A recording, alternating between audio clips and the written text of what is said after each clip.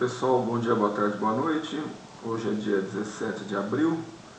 Vamos aqui para a aula 6 nossa, né? Vamos dizer assim, o equivalente à nossa aula 6. Nós vamos falar um pouquinho sobre, questionar um pouquinho a ideia de crescimento econômico versus desenvolvimento econômico. Vamos falar um pouquinho sobre sustentabilidade, né? E eu vou aproveitar o gancho da sustentabilidade para falar um pouco sobre globalização também. Então é uma aula bem mais tranquila que as anteriores, né?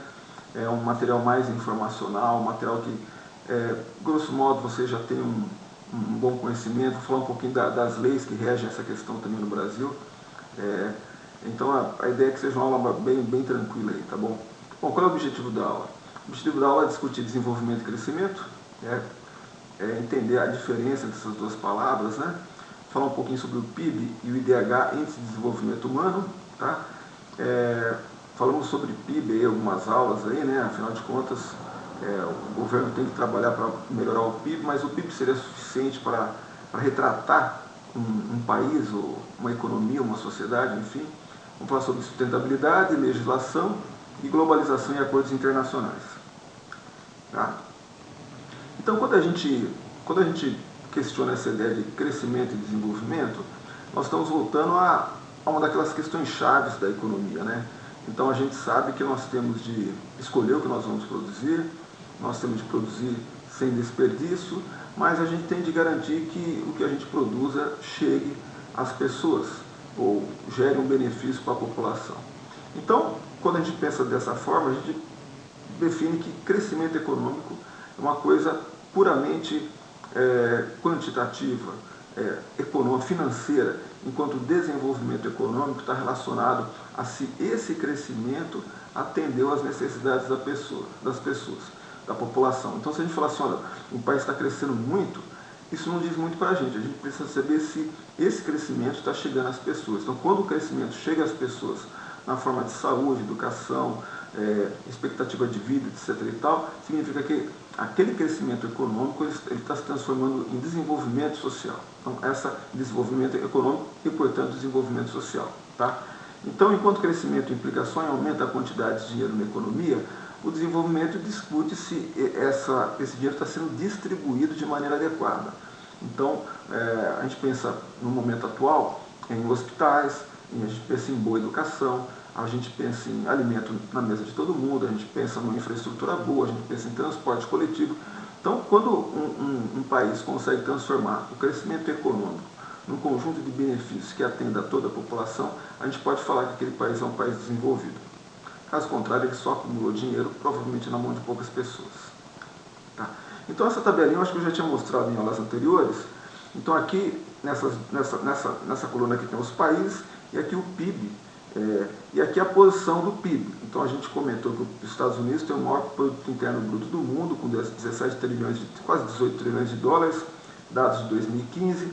A China era o segundo, com quase 11 trilhões, e o Brasil está aqui na nona posição, com 1,7 trilhões de dólares, só lembrando que no ano passado o Brasil terminou com um pouquinho acima de 2 trilhões de dólares em 2019.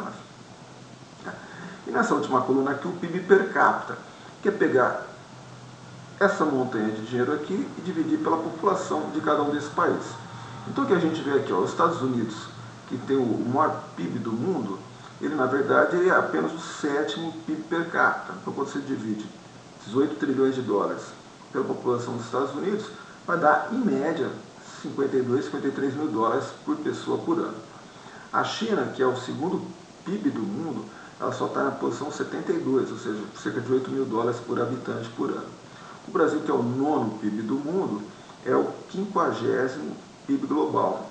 Significa que, em média, cada brasileiro tem mais ou menos 13.670 dólares por ano dessa riqueza toda. Obviamente, o PIB, a gente já falou, é um valor médio, significa que existem pessoas que ganham mais do que isso e pessoas que ganham menos que isso. Na média, o brasileiro ganha 13.670 dólares por ano. Isso em dados de 2015. Tá? Então, quando eu falo que o PIB dos Estados Unidos é o maior PIB do mundo, e eu já estive lá, eu encontro um mendigo nas ruas. Opa, o PIB não é um indicador que não há pobreza naquele país, mesmo sendo um país muito rico. E se a gente pegar o PIB per capita, o maior PIB per capita do mundo hoje deve ser, sei lá, Luxemburgo, Catar, eu não sei, mas provavelmente, talvez, não sei no Catar, mas talvez na Europa, em Luxemburgo, a gente vai encontrar algum mendigo pedindo esmola nas ruas, né? Então, mesmo sendo o maior PIB do mundo e o maior PIB per capita do mundo, isso não isenta um país a não ter, por exemplo, pessoas passando necessidades. Ou pessoas, eu citei mendigo, mas pessoas sem uma assistência médica adequada, por exemplo. Tá? Então, o PIB e o PIB per capita, eles não indicam, por exemplo, qual proporção da população está próximo do nível de subsistência, ou seja, pessoas que estão ganhando muito pouco, ganhando só para sobreviver. Ou não diz a porcentagem de habitações precárias. Olha, naquela média lá que a gente falou do Brasil, 13, 14 mil dólares por ano, quantos brasileiros de verdade estão vivendo com muito menos que aquilo, em condições muito degradantes de moradia? Tá? O PIB e o PIB per capita, como eles são números frios, médias, média, no caso do PIB per capita ou valor absoluto, o PIB, ele não diz consumo de caloria por habitantes. Tá? Então não sei se está todo mundo se alimentando adequadamente, não diz se a população tem um dinheiro na poupança para situações emergenciais, não diz se a situação daquele país é boa, se a situação da educação daquele país é boa, da saúde daquele país é boa. Então, é necessário, para a gente saber se um país é de fato bom ou se é ruim, a gente precisa de um indicador auxiliar, um outro indicador, para falar, olha, esse indicador aqui, ele realmente ele é um bom indicador para crescimento, mas ele não é um bom indicador para desenvolvimento. A gente precisaria de um outro indicador para se contrapor ao PIB ou para complementar o PIB, para a gente ver se aquele país é realmente um bom país para morar. Então esse indicador que o pessoal tem proposto há algumas décadas é o IDH, o chamado Índice de Desenvolvimento Humano. Tá? Então o IDH, ele mede basicamente três coisas.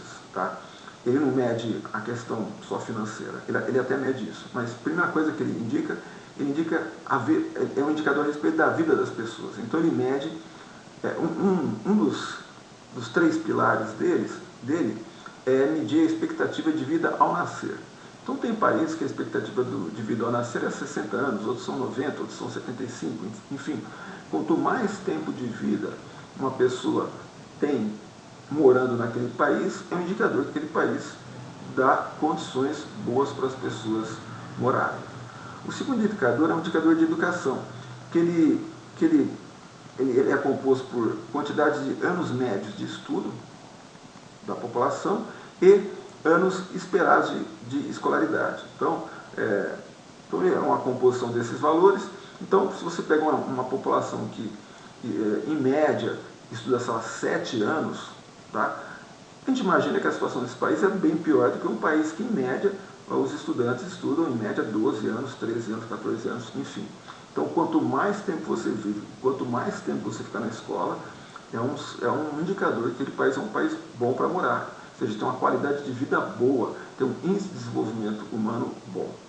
E o terceiro é o indicador financeiro. Eu coloquei aqui, entre aspas, mais ou menos um equivalente ao PIB per capita, é mais para a gente ter noção que é um componente econômico. E, na verdade, ele mede um negócio chamado paridade do poder de compra. Então, quando a gente compara para países, então a gente vê, vamos supor que a gente fizesse uma tradução dos salários ou da renda média da população para dólar. Então o Brasil ganha tantos dólares aqui em média por ano, Estados Unidos tanto, Argentina tanto, Reino Unido tanto, etc. e tal. Só que só falar em quantos dólares a gente ganha em média não diz respeito, não explica tudo, porque dependendo do país, o custo das mercadorias, do alimento, da moradia é menor. Então, simplesmente você comparar dólar com dólar do Brasil, o salário em dólar no Brasil com o salário em dólar da Alemanha não é a mesma coisa, porque talvez com uma quantidade menor de dólares no Brasil, a gente consegue comprar mais coisas com a mesma quantidade de dólares na Alemanha. Então eles fazem um cálculo aí que calcula essa ideia de paridade do poder de compra, que é uma equivalência do poder de compra entre países diferentes. Então, quando compõe esses três fatores, sai um número. IDH, que é medido de 0 a 1. Quando estiver mais próximo a 1, 0,96, 0,97, melhor. Quanto mais longe do 1, 0,7, 0,8, 0,6, pior o país. Tá? Então aqui essa tabelinha é a mesma que a anterior, só que além do PIB e do PIB per capita, eu acrescentei aqui o Índice de Desenvolvimento Humano, IDH. E eu tenho para mim a seguinte formuleta, né? Mais ou menos o seguinte: quando o PIB per capita ele é próximo do IDH, da posição do IDH do mundo, daquele país, é um sintoma que é um país que ele está entregando para a população mais ou menos o que ele tem de verdade. Então, por exemplo, os Estados Unidos ele tem o 7º PIB per capita do mundo e o 13º IDH. Então, 6 posições de diferença. A China é o 72º PIB per capita e está na posição 86 de IDH. Também está próximo. O Japão é o 24º PIB e o 19º IDH. Olha que interessante, o Japão é um país que ele entrega mais do que ele tem, se a gente pensar dessa forma. Porque ele é só o 24º país no mundo em PIB per capita, só que ele é o 19º em IDH. Ou seja, o cidadão japonês, ele recebe do Estado mais do que o Estado de fato tem, vamos dizer assim, né? Olha a Alemanha, então. A Alemanha é 19º PIB per capita e é o 5º IDH. Ou seja, é um país que entrega muito para a população. Olha o Reino Unido aqui. 14º PIB per capita, 14º IDH. Está entregando o que está recebendo. Tá? Olha a Índia. A Índia é um país pobre, apesar de ter um PIB de 2 trilhões, o que lhe dá a 7ª posição no mundo em PIB. Na verdade, como a população dela é muito grande, ele é apenas a posição 140 no PIB per capita e 130 no IDH. Ela está entregando o que ela tem. A Itália, 25º PIB per capita, 28º. Olha o Brasil é o único que destoa nessa lista aqui. Porque nós estamos na posição 50 do PIB e estamos na posição 79 do IDH, ou seja, 30 posições para baixo.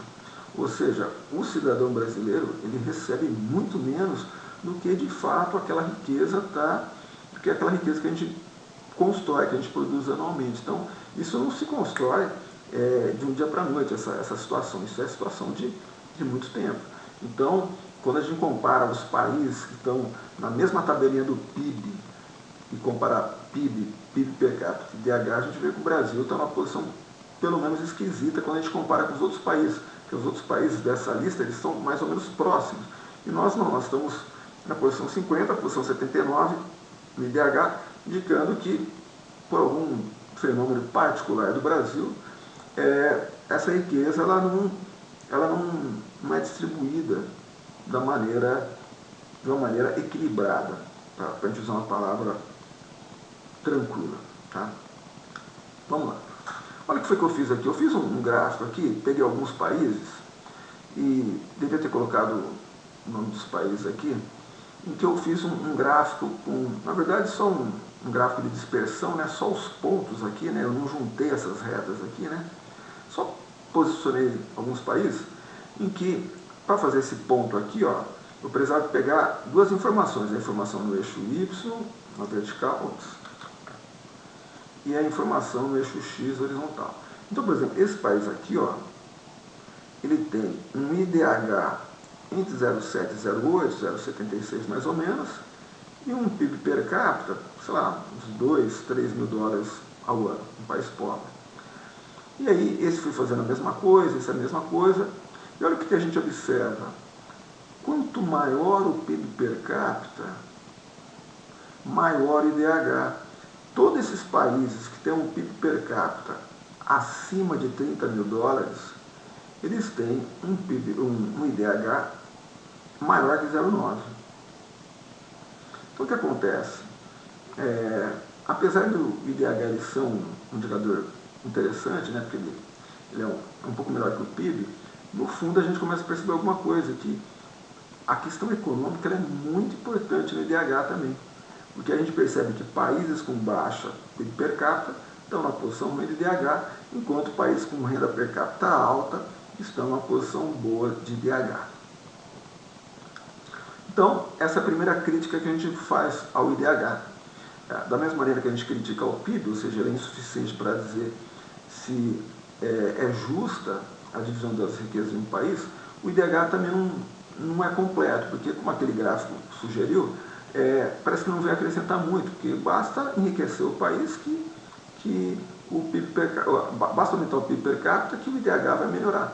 Então, a questão econômica ainda é muito poderosa dentro do IDH.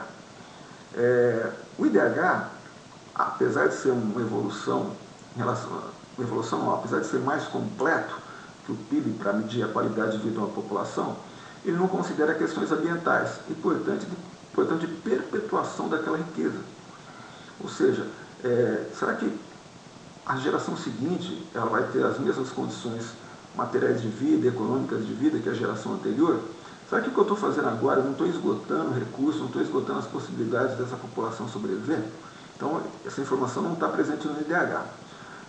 Então, o IDH, de alguma maneira, ele compreende uma forma específica, né, muito próximo da econômica, e como eu, voltando ao gráfico anterior aqui, ó, imagina só esses países aqui, o IDH deles é muito parecido, tá? Pouca distância, essa distância vertical entre esse e esse. Então, você estando numa posição boa, que não é perfeita, pode inibir tentativas de melhoria. Afinal de contas, você já está alto comparado a esses outros países aqui, que talvez não vale a pena buscar uma melhoria. Então, o IDH, ele, apesar de indicar a possibilidade teórica de melhoria, na prática ele pode não ser buscado, porque afinal de contas, quando você compara aquele país com outros, você fala, pessoal, esse país aqui nosso está muito melhor que aquele outro lá, então vamos cuidar de outras coisas. Então, de alguma forma, o IDH ele pode, não estou falando que ele faça isso, mas ele pode inibir tentativas de melhoria contínua, ele pode levar as pessoas a se satisfazerem na posição que elas estão, quando na verdade deveria estar continuamente melhorando a posição de conforto delas. Então surge a ideia de desenvolvimento sustentável, tá? Que vai tentar, da mesma maneira que o IDH complementou o PIB, a ideia é que a ideia de desenvolvimento sustentável ela complemente a ideia de IDH, de desenvolvimento humano. E aqui está a definição de livro, né?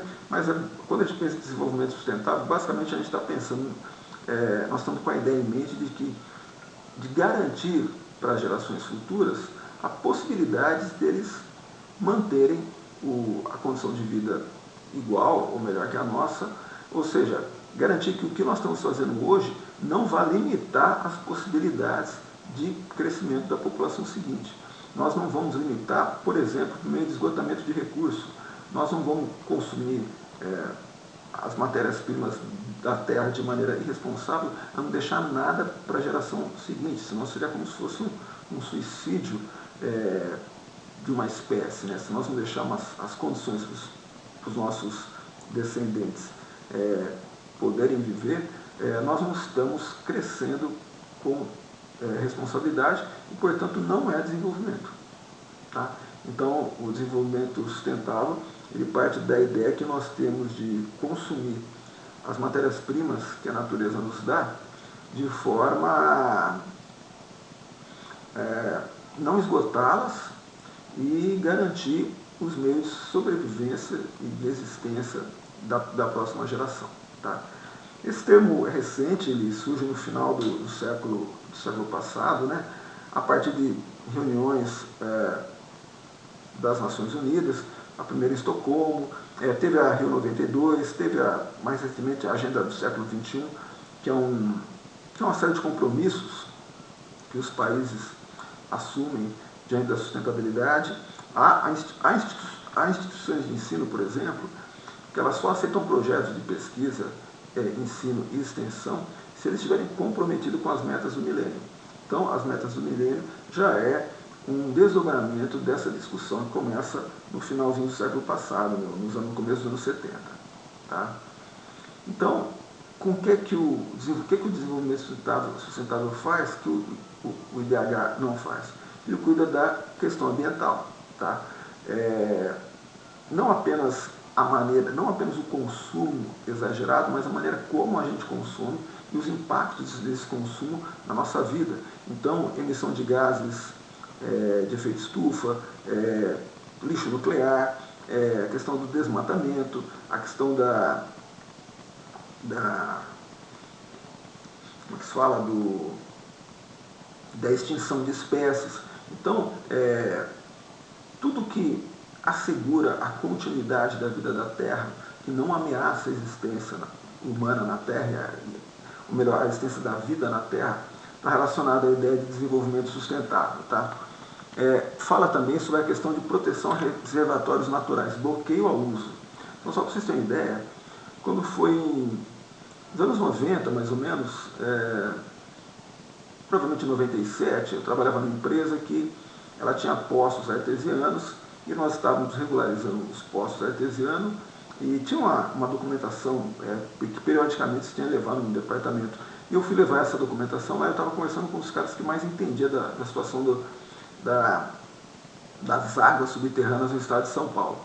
Em 1997, por aí, ele falou para mim que havia uma preocupação muito grande com o nível do lençol freático paulista, que estava sendo consumido de maneira muito rápida.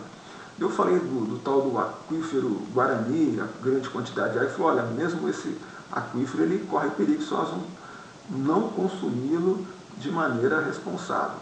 Gente, passou-se 20 anos nessa crise da água em São Paulo, o pessoal lembrou do aquífero Guarani e ficamos sabendo que realmente, como havia me comentado aquele especialista há 20 anos atrás, ele está sendo consumido de maneira muito rápida. Então a gente precisaria de alguma maneira bloquear o acesso ao uso desses mananciais, dessa riqueza, para que ela seja utilizada de maneira responsável e com controle, né?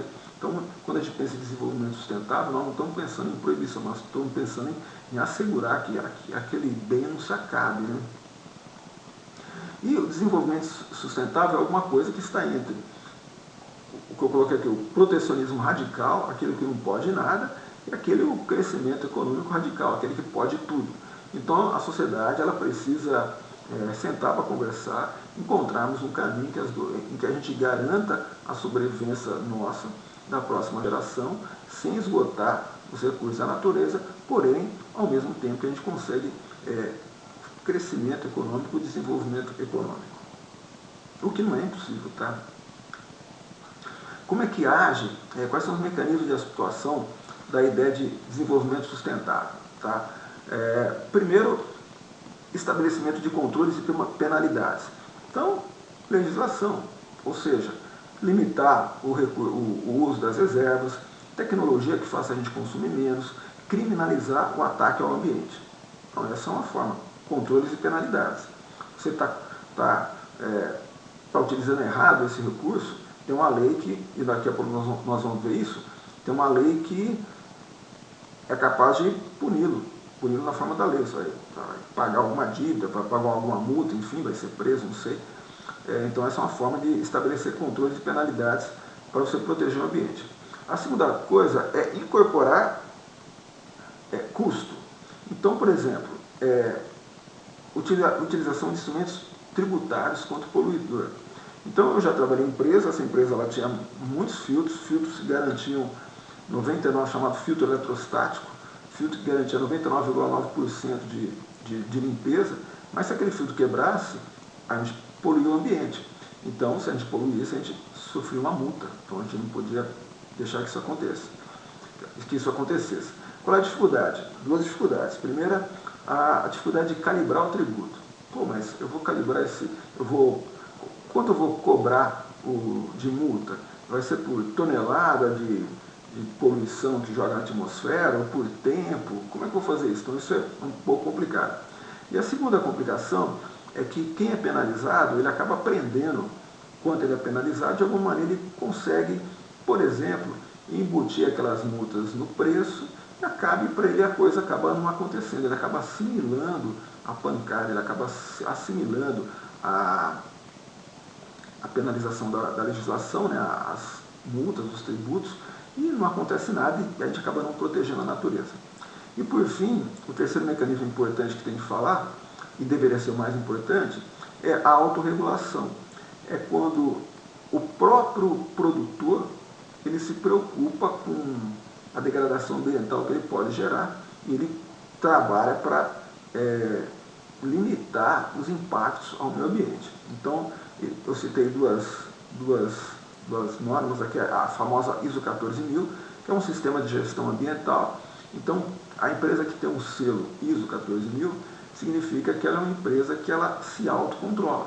Ela sofre auditorias periódicas e nessas auditorias ela comprova que ela não polui, ela tem mecanismos de segurança, ela tem ações rápidas para evitar reincidência de problemas do ambiente que ela causa, etc. E tal. Também tem sistemas de gerenciamento ambiental que são internacionalizados, é muito comum. De certa forma, eles se tornam como se fosse um selo ambiental, uma espécie de selo verde. Então, isso valoriza produto. Então, é muito comum em outros países o produto tem um chamado selo verde. Quando você vê aquele selo verde, é que aquele produto ele foi produzido por uma empresa que tem uma responsabilidade ambiental que, de certa maneira, valoriza o produto dela. Então, algumas empresas, nós vamos estar misturando globalização daqui a pouco, alguns países eles preferem importar produtos de países ou de empresas que produzem com responsabilidade ambiental, ou seja, alinhados à ideia de desenvolvimento sustentável. Tá? O que diz a legislação nossa? O artigo 225 da nossa Constituição, eu marquei em azul aqui as coisas mais importantes, tá? Só para a gente entender a filosofia da coisa. Então, o artigo 225, ele impõe ao poder público e à coletividade o dever de defender e preservar o ambiente para as gerações presentes e futuras. Então, olha, é um problema do Estado brasileiro e também da coletividade, mas ele incumbe, no parágrafo 1º aqui, incumbe ao poder público preservar e restaurar os processos ecológicos essenciais. Então, está na Constituição, é por isso que o Ministério Público ele trabalha muitas vezes no sentido de pressionar o Estado a cumprir esse papel que lhe é constitucional. Tá? Cabe ao dever público preservar a diversidade. Cabe ao dever público definir espaços territoriais protegidos. Isso é obrigação do Estado brasileiro. Cabe ao poder público exigir estudo prévio de impacto ambiental quando for feita uma instalação ou uma obra qualquer, para garantir que aquela obra não vai causar impacto ambiental. Então tem a famosa EIA e RIMA, Estudo de Impacto Ambiental e Relatório de Impacto ao Meio Ambiente. Cabe ao poder público controlar métodos e substâncias que comportem risco para a vida e qualidade de vida e meio ambiente. Então, ano passado foi o ano que teve a nova legislação dos defensivos agrícolas, né? Então, essa é uma questão que passa pelo Estado. O Estado tem que definir o que é correto nessa questão, porque é dever dele garantir que os produtos, os métodos e as substâncias que a gente utiliza no nosso país não causem risco à vida. Tá? Cabe ao poder público promover a educação ambiental e proteger a fauna e a flora. Tá? Então tem até uma aqui, proteger a fauna e a flora, vedadas na forma da lei, as práticas que colocam em risco sua função ecológica, provocam a extinção de espécies ou submetam os animais à crueldade. Quer ver aqui, ó? Deixa eu ver se eu coloquei aqui, ó. Ah, tá. Aqui mesmo. Eu vou pular aqui que no parágrafo 7º, ele volta à questão do primeiro parágrafo, inciso 7, que não se consideram cruéis as práticas esportivas que utilizem animais, desde que sejam manifestações culturais, devendo ser regulamentadas por lei específica que assegure o bem-estar dos animais envolvidos. Pelo que eu entendo, isso já mudou. Eu acho que houve um parecer do STJ, ou do STF, não sei, que considerou, se não me engano, a vaquejada no Ceará e a farra do boi catarinense como eventos culturais ou esportivos que, como eles são cruéis, eles não podem ser continuados. Né? Então, eu não sei como é que está a situação, se alguém descobrir depois dá um alô para mim, mas a vaquejada, se não me engano, é aquela que derruba o boi puxando o rabo dele, algo parecido, E a farra do boi é aquela que o pessoal fica incomodando o animal, machucando o animal, até que no finalzinho ele está muito cansado, o pessoal vai e o mata, né? Normalmente ele é sacrificado, né? Então isso, até esse tipo de coisa, lembra que tem alguns vídeos na internet, eu acho que eu posso até separar para vocês algum material, que mostra que com o passar do tempo, né, a gente tem aumentado a nossa noção de direito. Tá? Há 200 anos atrás, a gente falava em escravidão, 150 anos atrás, a gente falava em escravidão. E desde então, o direito vem sendo expandido. Então, era só para os homens, ou só para os cidadãos, aí passou a ser para os homens, aí passou a ser para os homens, para as mulheres, já passou para o ambiente, e agora já estamos falando em direitos dos animais. Então nós temos observado que, na medida que a civilização ela amadurece, ela vai aumentando o nível de exigência do direito à vida. O direito à vida deixa de ser alguma coisa de um grupo muito pequeno e passa a ser cada vez mais expandido. Então nós não falamos mais direito do ser humano, nós falamos já em direito dos animais. Então é um sinal positivo que, apesar de tudo, a humanidade ela caminha no sentido... progresso é uma palavra complicada, mas de cuidar melhor da vida no planeta, vamos dizer assim. E tentando terminar aqui, né? Então está dizendo que aquele que explorar os recursos da natureza, os recursos minerais, ficou obrigado a recuperar o meio ambiente degradado. Então eu já trabalhei numa empresa que tinha uma mineração e era a obrigação da empresa garantir a recuperação da natureza. O que é mineração? Mineração, você tem uma montanha, você derruba a montanha, você tem de garantir que aquele espaço ele seja recuperado e que ele possa receber vida novamente. Tá? Atividades lesivas sujeitarão os infratores a sanções penais e administrativas. Então, na forma da lei, se você agredir o ser humano, a lei pode pegar, a lei te pega. Está na Constituição nossa, Floresta Amazônica, Mata Atlântica, Serra do Mar, Pantanal Mato Grossense, a zona costeira são patrimônio nacional. Tá? Olha que interessante, ainda nessa área de espaço geográfico, vamos falar assim, são indisponíveis as terras devolutas ou arrecadadas pelos estados necessárias à proteção dos ecossistemas. Então, olha, se nós temos de proteger o ecossistema, aquela terra ela tem de ser... Essa é a única finalidade dela. Nós não podemos ter outra coisa lá dentro. Tá? Usinas nucleares têm a localização definida em lei federal, e esse parágrafo 7º aqui era relacionado à prática desportiva ou cultural com maus tratos aos animais. Tá? Nós temos a Política Nacional do Meio Ambiente, tá? Que ela preza por estabelecer as condições de desenvolvimento socioeconômico relacionado tanto à segurança nacional quanto à proteção da dignidade humana. Essa lei ela já foi alterada, né? E além da normatização prevista, ela estabelece multas, suspensão de atividades, reclusão, ou seja, se uma empresa lá agredir o meio ambiente, ou a vida, vamos falar assim, ela pode perder o direito de produzir. Seus donos podem ser presos, etc. e tal. Então, eu estava tentando colocar uma escadinha, né? Então, crescimento econômico, IDH, questão ambiental, e a pergunta que eu faço e acabou a questão econômica? É só uma questão ambiental?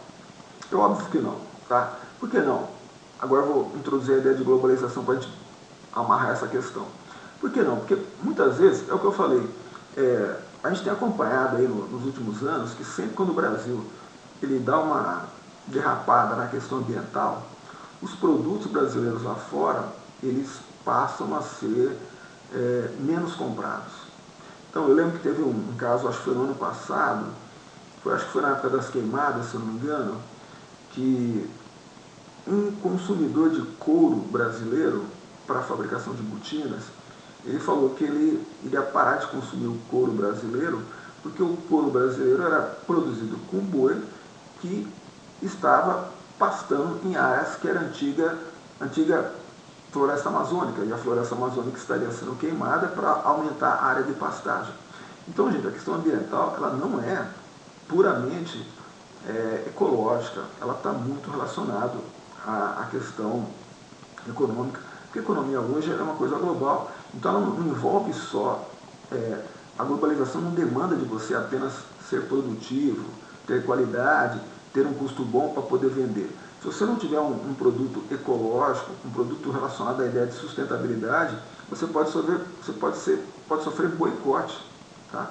E aí perder sua venda e, de alguma forma, limitar o seu crescimento econômico, que se for produzido de maneira não sustentável, não é desenvolvimento econômico, é simplesmente crescimento que vai gerar uma receita que certamente vai parar na mão de poucas pessoas e que provavelmente justifica aquela posição esquisita no Brasil, quando a gente compara o IDH brasileiro com o PIB per capita brasileiro.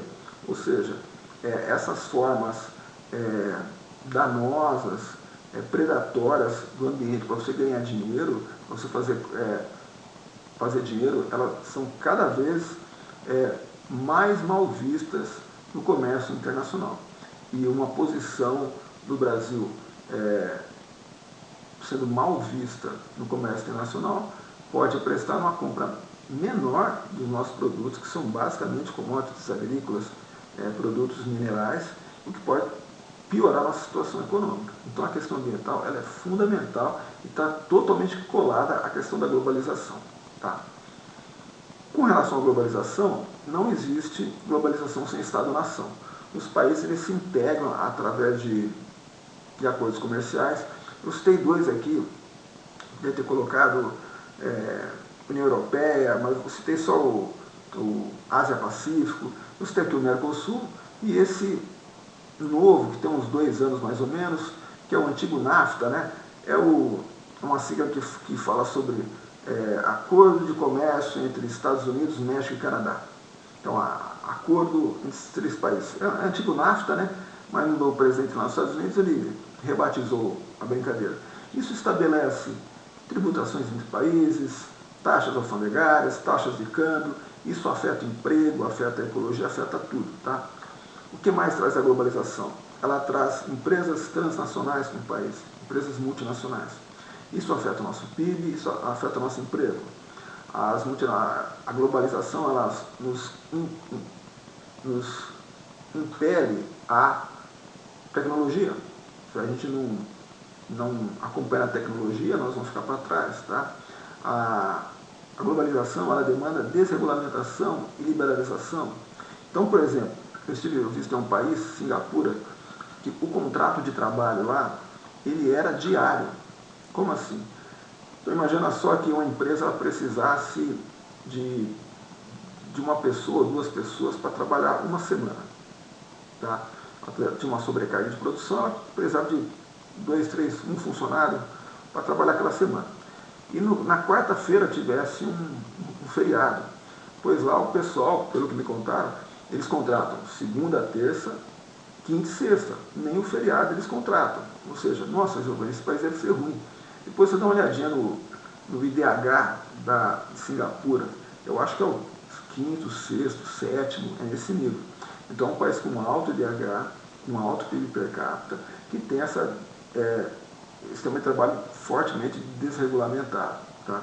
Então a gente tem que tomar muito cuidado para fazer essas comparações, porque muitas vezes a gente só pega um pedaço e não vê o outro. Então, um cientista social ele tem que entender a coisa como um todo, e não pegar uma informação solta e pensar que aquilo explica tudo, mas não é assim que acontece. Tá?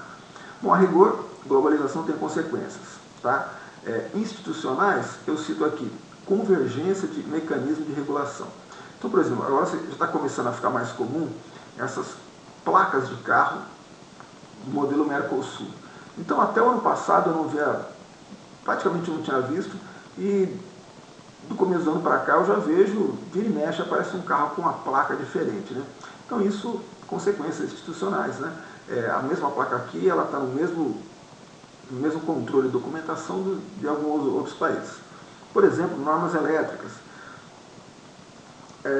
Antes de apresentar a nova tomada brasileira, eu ouvi uma conversa que havia uma corrida muito grande dos produtores nacionais em estabelecer uma norma, porque como o Mercosul ele é um grande acordo que controla diversas áreas, se o Brasil demorasse para fechar uma regra, uma norma específica para tomadas, ele poderia ser afetado por normas do Mercosul que, em tese, poderiam trazer prejuízos para o nosso país, né?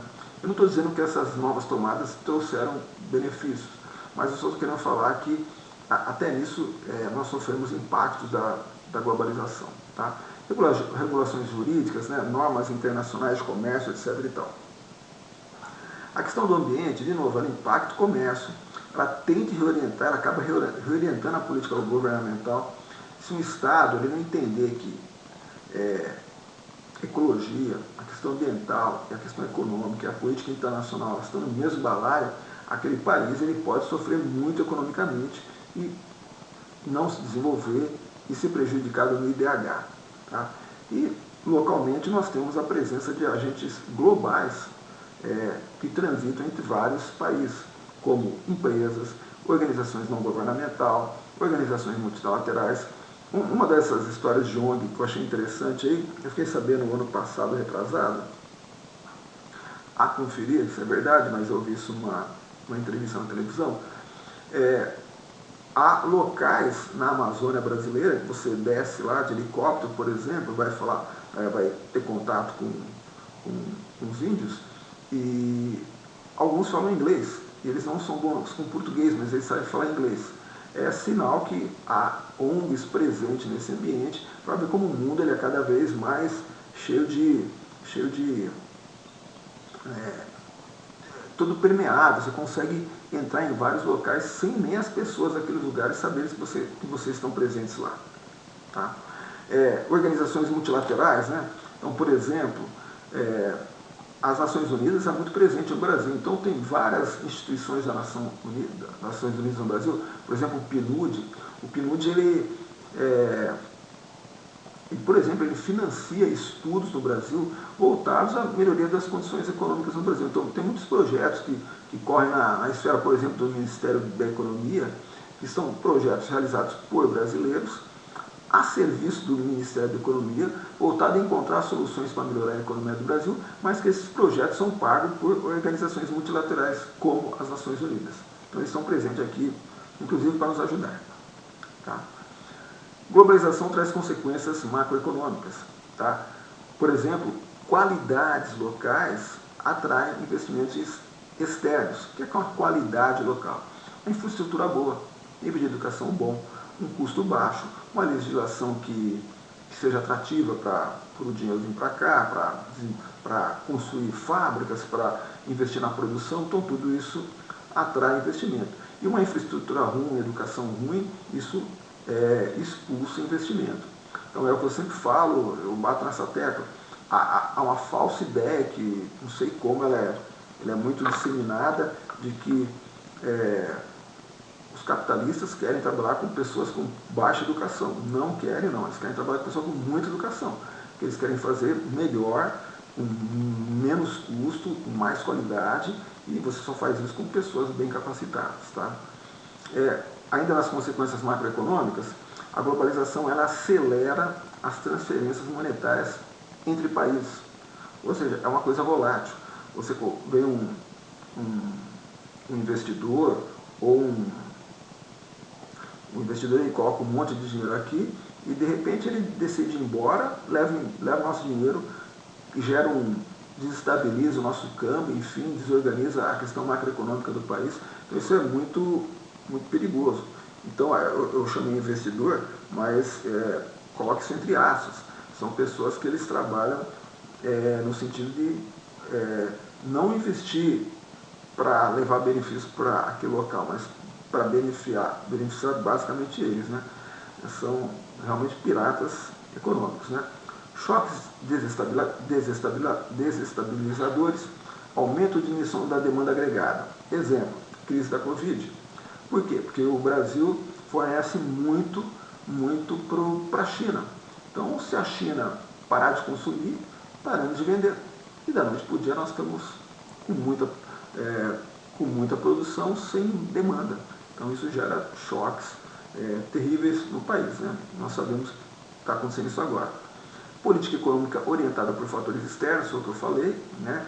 Então, Ministério da Economia, né? Ministério das Relações Anteriores, Ministério do Meio Ambiente, no fundo é praticamente uma coisa só. Eles têm que ter um norte, uma linha, um fio condutor, uma diretriz para que todos trabalhem em conjunto, tá?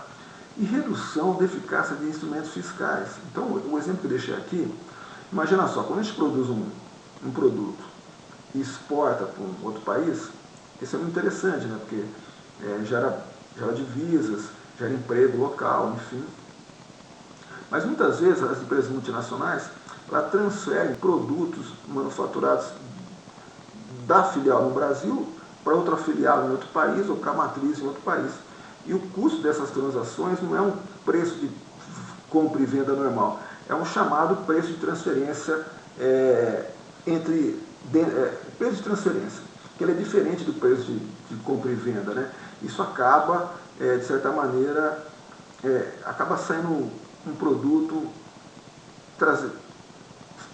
fácil, sem que ele dá menos ganho para o país que produziu ele, vamos dizer assim, né? Então, muita desregulamentação, mobilidade internacional de dinheiro, etc. Então, tudo isso complica a situação macroeconômica do país, de qualquer país. E na esfera microeconômica também tem consequências, né?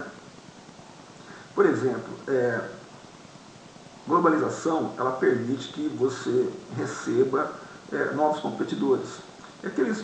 E a ausência de barreira entre competidores, ele muda a condição de mercado, a elasticidade de oferta. De repente, tem algum produto que você paga mais caro, a chegada de um competidor aqui vai colocar mais produtos no mercado e pode ter a possibilidade de abaixar o preço. Então isso muda o controle de questões na esfera da microeconomia, na esfera das empresas mesmo. Então, como não tem barreiras para novas empresas podem chegar aqui e gerar uma bagunça, né? Mas não estou falando que é uma bagunça ruim, né? Ela gera uma novidade no mercado que altera preço, altera demanda, enfim. Você perde um pouco de controle. Isso que eu não falar para você. Você perde o controle na medida que você pode ter mais competidores concorrendo com você. Tá? Alianças estratégicas e fusões. Tá? Olha que interessante. A empresa A compra a empresa B. Então ela se torna uma empresa muito poderosa. Então, há o risco de essa empresa muito poderosa abusar desse poder econômico que ela tem. Entretanto, como o mercado é aberto, grandes cartéis eles podem perder força, porque pode chegar novos competidores e acabar bagunçando o cartel deles. Então, a globalização ela tem essas duas possibilidades. Ou ela concentra mais, ou ela coloca em xeque esses grandes cartéis, essas grandes organizações, esses grandes oligopólios, vamos dizer assim, com a chegada de competidores melhores que eles. Tá? Na produção, na esfera da produção, demanda especialização, adequação a órgãos de certificação. Então, eu falei da ISO 14000, tem a ISO 9000, que é uma norma de qualidade, outras normas, enfim. Você tem que estar no mesmo nível de qualidade dos outros países, senão você não consegue mais vender. Tá? Porque a sua qualidade, ela deixa de ser a qualidade do Brasil. Ela tem que ser uma qualidade padrão internacional. O que a gente produz aqui pode ser usado aqui, na Alemanha, nos Estados Unidos, na China, no Japão, em qualquer lugar. Então, os produtos eles pedem, como se fosse uma qualidade local, porque eles têm que se adequar a uma qualidade internacional. Tá? E redução de custo, né? Como você tem que trabalhar com mais produtividade, você tem que reduzir seu custo. Se você não reduzir seu custo, você acaba desaparecendo. E complementaridade entre estruturas de produtos de países distintos por exemplo, produção de carro. Então, vamos supor que nós temos uma fábrica de automóvel aqui no Brasil, mas o motor vem da Argentina. Ou seja, a gente não consegue fabricar um carro no Brasil se essa fábrica do mesmo fabricante, essa filial do mesmo fabricante na Argentina não mandar os motores para cá. Então, as coisas, elas não é mais verticalizado, tipo, na mesma fábrica faz tudo, do pneu até o motor. Não, as coisas são horizontalizadas, tem pneu num lugar, motor em outro, então existe essa complementaridade entre as atividades produtivas, tá bom?